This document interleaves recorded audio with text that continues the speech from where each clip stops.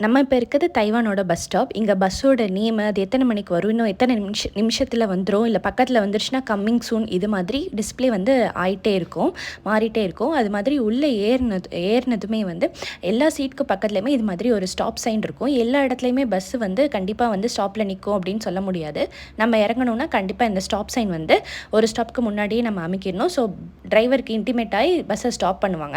அது மாதிரி உள்ளே ஏறும்போது இந்த மிஷினில் கார்டு இருக்கும். கார்டு வச்சு டேப் பண்ணி தான் நம்ம உள்ளே ஏறணும். உள்ளே ஏறினோடனே டோர்ஸ் எல்லாமே ஆட்டோமேட்டிக்காக க்ளோஸ் ஆகிடும்.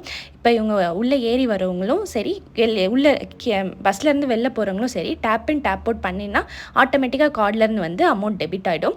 இது வந்து பஸ்ஸோட ஓவர்வியூ. ஒரு சைடு ஃபுல்லாக சேர் வந்து இருக்காது. இது எதுக்குன்னா பேபி ஸ்ட்ரோலர் கொண்டு வரவங்க, வீல் சேர் கொண்டு வரவங்க, அவங்கெல்லாம் வந்து ஈஸியாக இங்கே வந்து ஆக்குப்பை பண்ணிக்க தான்.